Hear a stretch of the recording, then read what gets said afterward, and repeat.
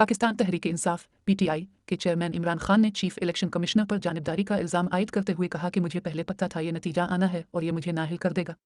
Pakistan Tehreek Insaf (PTI) के chairman Imran Khan ने video बयान में कहा कि उन सारे पाकिस्तानियों का शुक्रिया अदा करना चाहता हूं जो इलेक्शन कमीशन के जानिबदार फैसले और साजिश और माफिया का हिस्सा बनकर फैसला किया जिस पर आज सड़कों पर निकले और एहतजाज किया।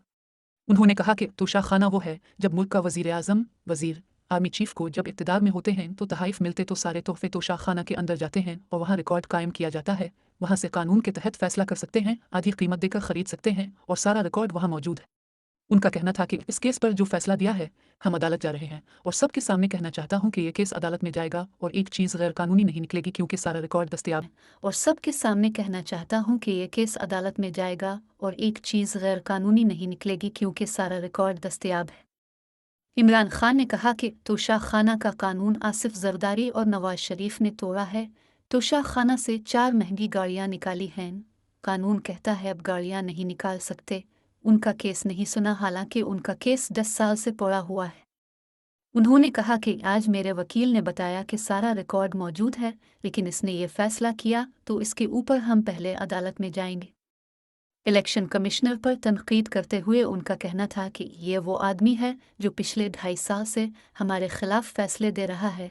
8-9 दफ़ा हमारे खिलाफ फैसला दिया, हम अदालत में गए और अदालत ने फैसला बदलते हुए हमारे हक में दिए क्योंकि वो उनके फैसले गैर जानिबदार नहीं थे। चेयरमैन पीटीआई ने कहा कि हम ईवीएम मशीन पर 2 साल कोशिश करती रहे, लेकिन इस इलेक्शन कमिश्नर ने पीपल्स पार्टी और मुस्लिम लीग नून के साथ मिलकर होने नहीं दिया। उनका कहना था कि हम सुप्रीम कोर्ट में गए कि सेनेट के इलेक्शन में पैसा चलता है, इसको वेरीफाइएबल होने चाहिए और लोगों को पता होना चाहिए कि आपके अरकान सूबाई असेंबली कहाँ वोट दे रहे हैं। सुप्रीम कोर्ट ने इजाज़त दे दी, वोट वेरीफाइएबल होना चाहिए, लेकिन इसने रोक दी। उन्होंने कहा कि यूसुफ रज़ा गिलानी का बेटा वोट खरीदने के लिए पैसा देते हुए पकड़ा गया, लेकिन इसने कोई एक्शन नहीं लिया। जब ऑडियो लेक्स हुई तो ये सामना आया कि मुस्लिम लीग नून के साथ बैठकर फैसले कर रहा था कि कौन से हलके हमारे कमज़ोर हैं।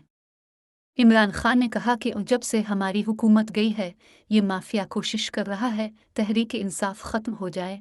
पहले हुकूमत गिराई, फिर करोड़ों रुपए खर्च करके वोट खरीदे और लोगों को लूटा बनाकर हमारी हुकूमत गिराए। उनका कहना था कि हमने एहतजाज किया तो फिर शेलिंग की घरों में घुसे और समझा पार्टी ख़त्म हो जाएगी। पंजाब के ज़िमनी इंतखाबात हारे, फिर मेरे ऊपर मुकदमात किए, मेरे ऊपर 24 FIR हैं, दहशतगर्दी का मुकदमा कर दिया। चेयरमैन पीटीआई का कहना था कि शुरू से उनकी कोशिश थी कि इमरान खान को निकाल बाहर कर दो। उनको पता चला कि अवाम हमारे साथ खड़े हैं। अभी इलेक्शन में एक उम्मीदवार खड़ा करके फिर भी हार गए। इमरान खान ने कहा कि मुझे पहले पता था कि इसका नतीजा क्या आना है, मेरी सारी पार्टी को पता है, उनको व्हाट्सएप किया और कल रात सबको बता दिया था इसने नाअहल करना है क्योंकि इस साजिश और माफिया का हिस्सा है। उन्होंने कहा कि माफिया कोशिश कर रही है कि पाकिस्तान की वफाकी पार्टी को ख़त्म करने की कोशिश कर रही है। मुल्क की तारीख का तकलीफ दे बात वो थी जब मशरकी पाकिस्तान अलग हुआ, क्योंकि जिस पार्टी को मैंडेट मिला इसी को ख़त्म करने की कोशिश की। उनका कहना था कि ये फिर कोशिश कर रहे हैं कि एक पार्टी जो सारी फेडरेशन को इकट्ठा रख सकती है इसको ख़त्म करने की कोशिश कर रहे हैं कि किसी तरह इमरान खान को नाअहल कर दो। इमरान खान ने कहा कि फिर मुझे और नवाज शरीफ एक ही तरह दिखाया जा रहा है कि इमरान खान नाअहल हुआ तो नवाज शरीफ भी नाअहल हुआ।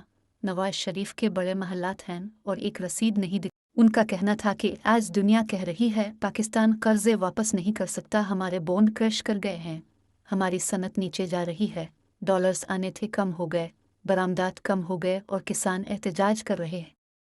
चेयरमैन पीटीआई ने कहा कि सिर्फ और सिर्फ मेरा मुंह बंद करने के लिए केसेस कर रहे हैं।